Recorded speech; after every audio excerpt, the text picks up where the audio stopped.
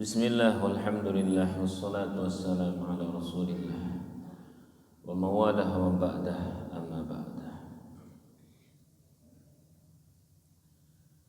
Alhamdulillahi rabbil alamin. Allah subhanahu wa ta'ala anugerahkan kepada kita nikmat yang sangat banyak, yang tak terhitung jumlahnya, yang sehingga pagi hari ini Allah subhanahu wa ta'ala anugerahkan kita semuanya sehat walafiat, sempat bisa beribadah, bisa ngaji. Mari bersama-sama kita ucapkan hamdalah. Alhamdulillahi rabbil alamin. Salawat dan salam semoga tercurah limpahkan kehadiran Nabi Agung Muhammad sallallahu alaihi wasallam. Baik, kita akan lanjutkan pembahasan kita yang telah lalu. Kalau di pembahasan kita yang telah lalu murni masih membahas tentang al-mahabbah wal 'ishq, yakni cinta kepada Allah dan rindu kepadanya. Kita telah membahas lumayan panjang. Hari ini adalah sub-sub babnya, yakni terkait mahabbah, merasakan perhatian Allah subhanahu wa ta'ala kepada diri kita. Maka Syekh Abu Madian Al-Ghawthi berkata, Bismillahirrahmanirrahim. Qala al-mu'allif rahimahullah ta'ala wa nafa'ana bihi wa bi'ulumihi wa bi'asrari fid dharain. Syahid musyahadatahu laka, syahid musyahidatahu laka, saksikanlah penglihatan Allah terhadapmu. Wala tashhad musyahadatika lahu, ya. Dan janganlah menyaksikan penglihatanmu terhadapnya, yakni Allah. Bon ngeten. Pun paham napa dereng niki? Dereng sami kula nggih dereng paham. Artinya begini, Pak.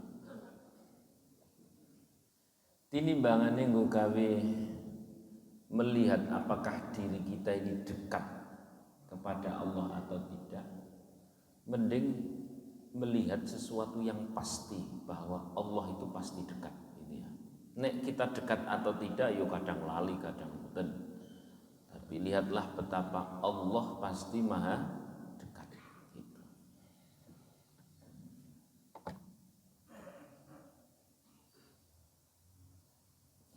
Jadi akhirnya bukan memikirkan usaha kita atau makom kita, dhewe wis semene cedhake, semene ngibadahi, semene istiqomahnya. Mboten usah lihat niku. Fokus saja bahwa Allah ini perhatian banget kepada kita. Allah ini perhatian banget. Artinya jangan terlalu sibuk memikirkan apakah diri kita ini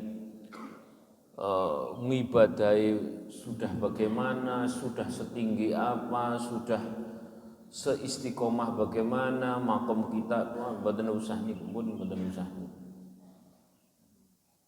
Mending gawe benar-benar menyadari bahwa Allah ini selalu memperhatikan, selalu memberi perhatian, selalu memberi kenikmatan, selalu memberi banyak hal tentang diri kita. Rasakan bahwa Allah itu apian.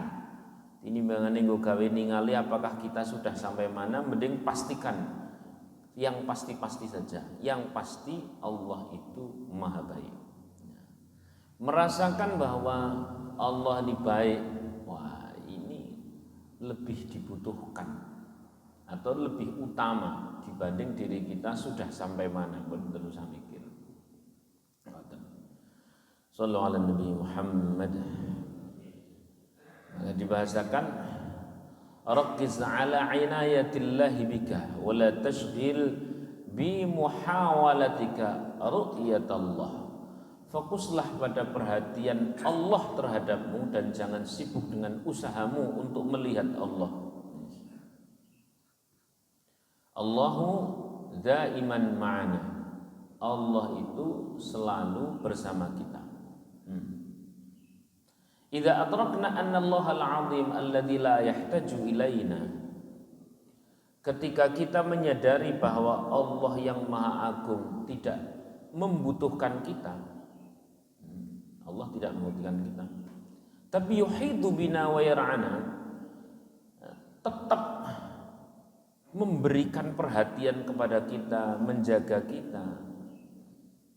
Nah, maka fasayaj'aluna hadza nastahyi minal i'rad anhu.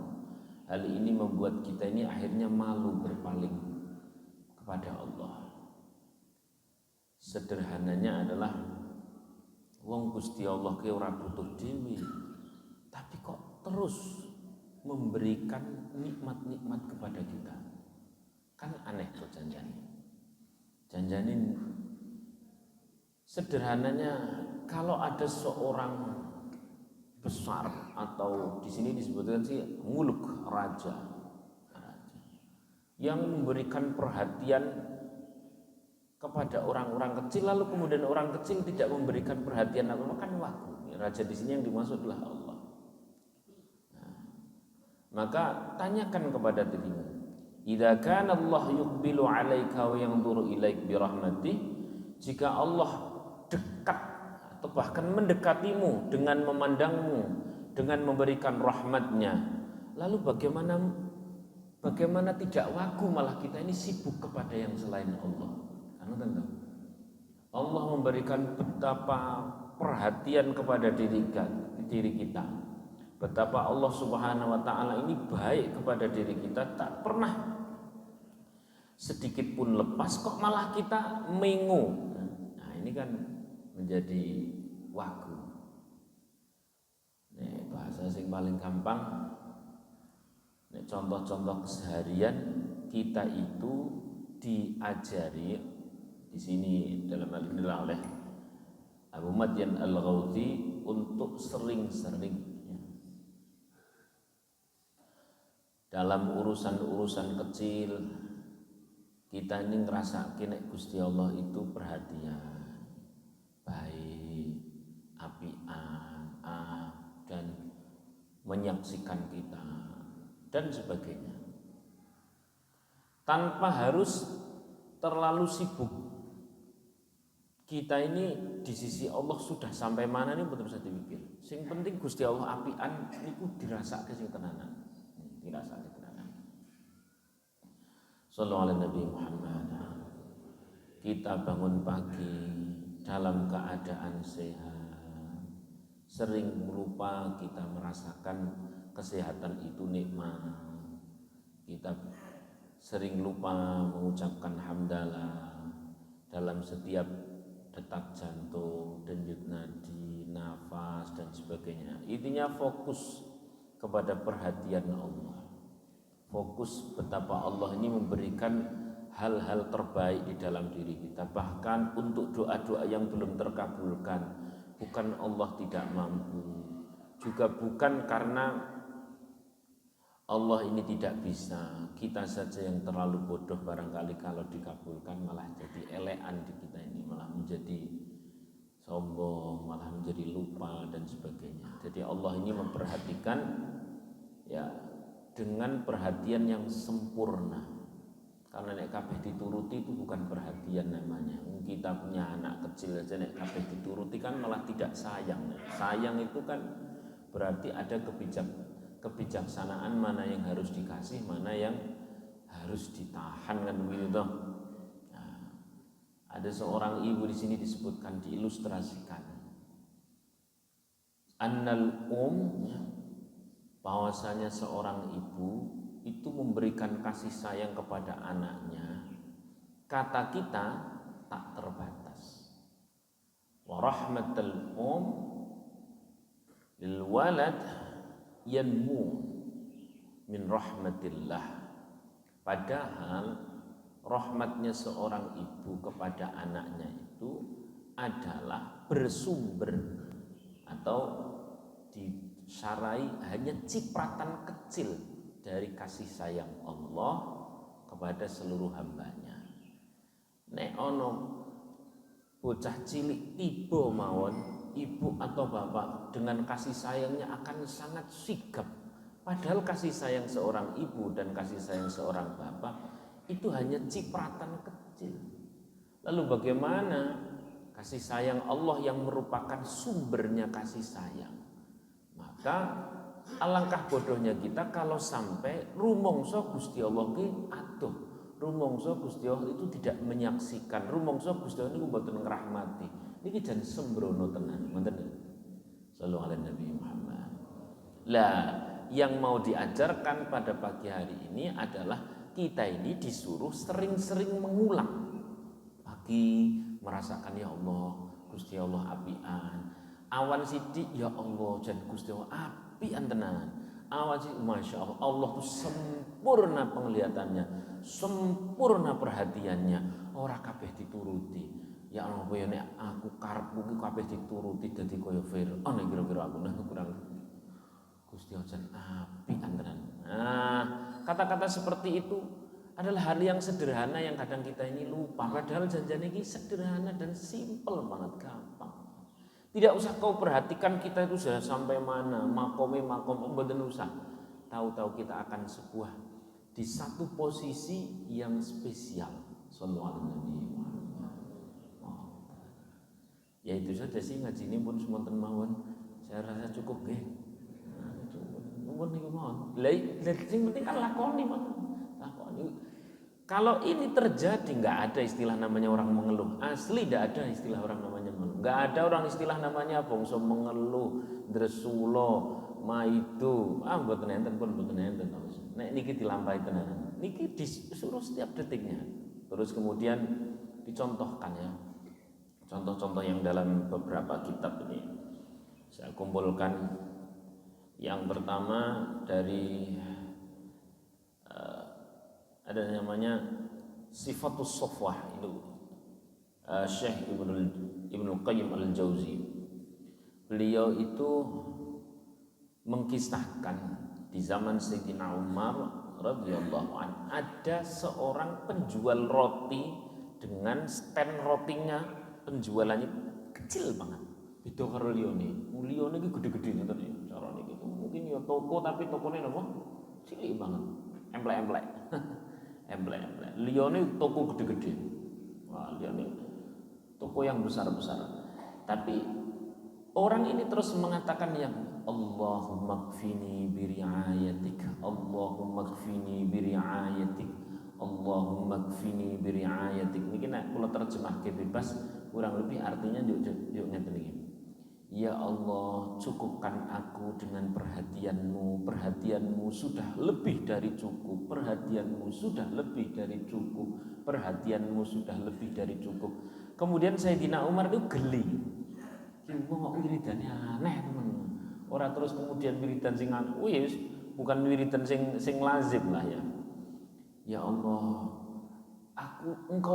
bagiku engkau ini sudah lebih dari cukup. Engkau ini sudah lebih dari cukup. Kemudian Sayyidina Umar radhiyallahu an iseng-iseng tanya melewati ke situ terus bilang, mengapa engkau terus-menerus mengulang kata-kata itu? Ya, si penjual roti tadi beliau mengatakan, karena setiap kali aku mengucapkan seperti itu, Allah tahu saja tentang diriku. Allah tahu saja tentang diriku, maka bagiku Allah perhatian nih sudah lebih dari cukup, sudah lebih dari cukup. Sallallahu alaihi wasallam. Lah kalau ditanya ini kan orang ya wis bahagia toh, bahagia banget ini, orang bahagia banget. Daripada sing gede-gede tapi mengeluh, mendersula. Lah intinya kan yang maka benar kata Rasulullah, yang namanya orang kaya itu dari mana? Dari dalam. Sallallahu alaihi wasallam. Ini yang saya baca di Sifatus Sofwah. Ada lagi, kemudian saya baca di Syekh Abu Nu'aim Itu di Hilyatul Aulia. Ini agak mirip. Di zaman tabi'in ada seorang ibu ini punya anak yang sangat durhaka. Ini orang tanggung, sangat durhaka. Wah, beling tenanan. Di sini tidak diilustrasikan seberapa beling, sing penting enten tenanane. Kira-kira beling tenanan niku ya jenengan bayangke dhewe-dhewe versi anak sendiri-sendiri. Ngono kan. Tingkat kembelingannya kan napa? Beda. Dan jenis kembelingannya juga napa? Beda-beda. Ada yang dimaksud beling ora tau bali ning omah, ada yang dimaksud beling wape terus. Ada yang dimaksud beling ini nek ngomong keloroni wong tuane, ada yang dimaksud beling nek senengane ngapusi dan sebagainya kan, macam-macam toh. Macam-macam. Wah.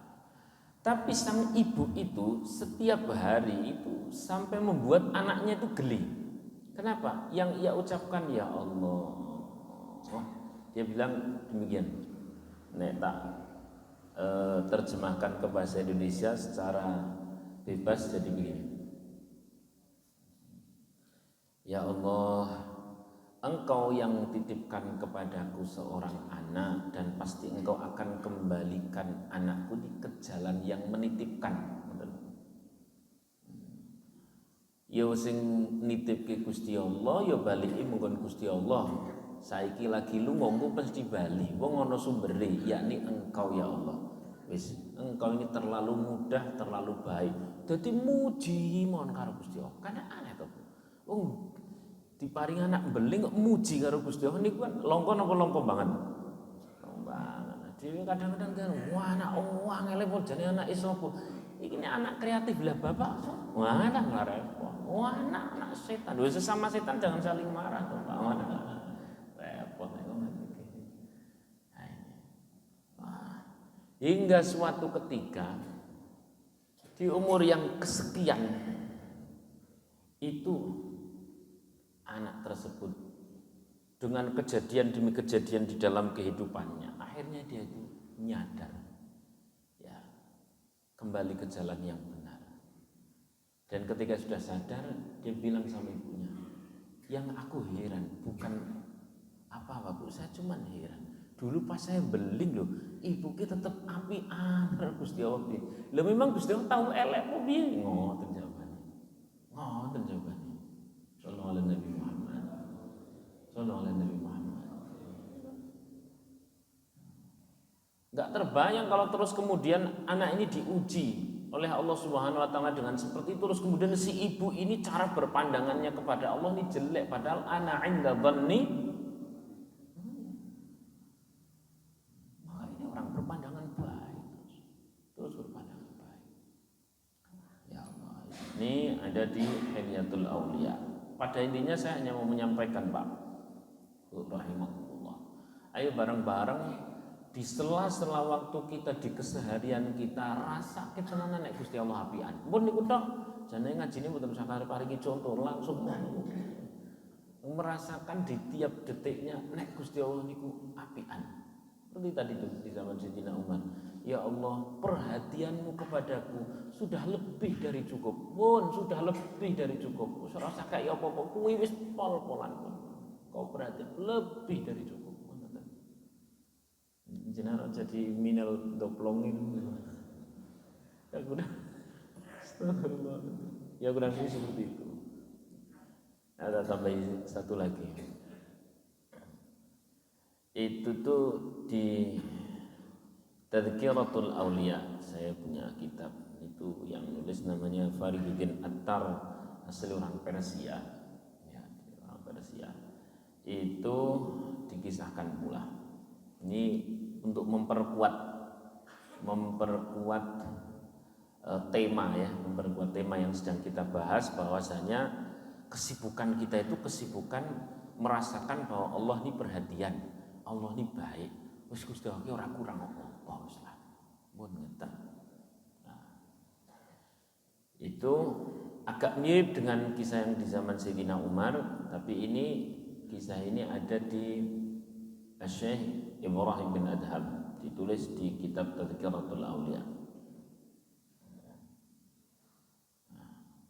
Ini beliau bertemu dengan, kalau ini seorang yo nek corong ini yo tukang sol sandal atau sepatu gitu ya, tukang sol sandal atau sepatu.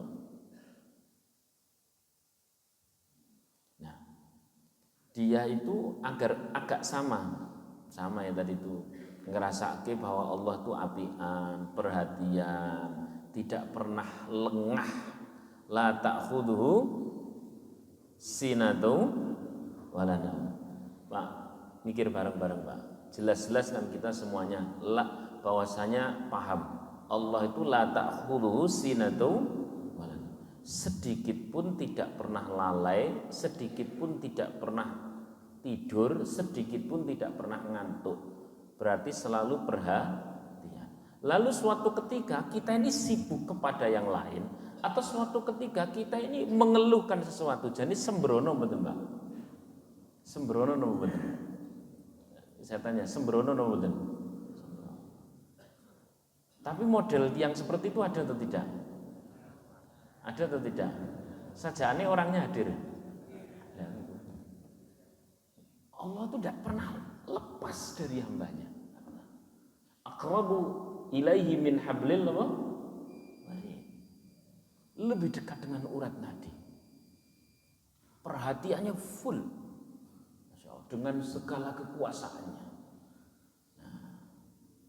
Nah ini orang yang tukang sol sepatu, ini yang di Tadhkiratul Awliya itu, beliau merasakan banget hal itu, sehingga ditanya oleh Syekh Ibrahim bin Adham, kenapa kau seperti itu? Beliau jawabnya itu seperti jawaban ya nek wong ora paham kali kayak wong halu gitu ya.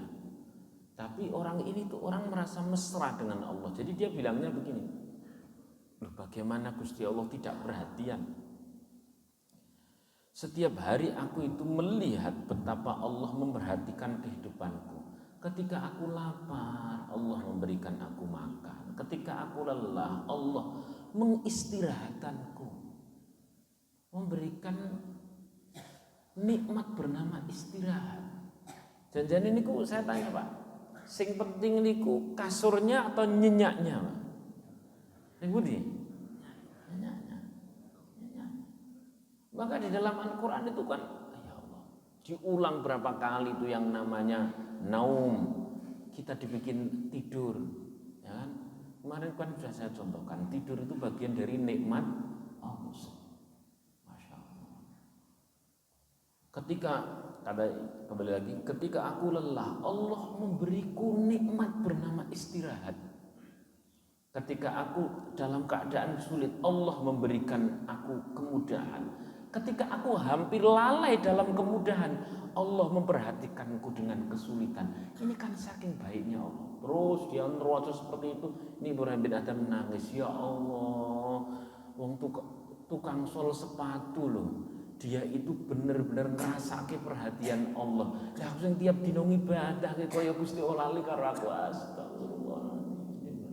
Sallallahu alaihi Nabi Muhammad. Sallallahu alaihi Nabi Muhammad. Pun cekap napa tambahi mulih contone. Cekap napa tambahi mulih. Ya ngaji kok tanduk. Ya Rahman. Yang pakar-pakar dalam hal ini itu diantaranya adalah seperti kitab-kitab yang kemarin saya baca di Masnawi. Masnawi itu kitabnya Syekh Jalaluddin Rumi ya. Syekh Jalaluddin Rumi. Nggak tahu ini sumbernya bagaimana, tapi yang saya baca di Syekh Jalaluddin Rumi di Masnawinya itu ada satu riwayat bahwasanya di zaman Nabi Musa alaihissalam itu ada orang Badui, orang pelosok, dia senengane menggembala. Itu tuh dia bilang demikian, karena Allah ini sangat perhatian, dia itu doanya wagu banget. Tapi yang inti itu adalah kerinduan yang ada di dalam hati. dan betapa hati yang merasakan Allah ini sempurna di dalam hati orang tersebut. Ini yang penting. Soal profesi ini nopo, ngibadahi sepiro dan sebagainya, kita tidak bahas itu. Tidak bahas itu. Yang kita sedang bahas adalah betapa ngerasake Gusti Allah ini sempurna perhatiannya sehingga inginnya kita itu memuji terus berang begitu. Lah, sing terakhir ini paling wagu. Tapi begitu di stop niku sing ditegur Nabi Musa alaihissalam.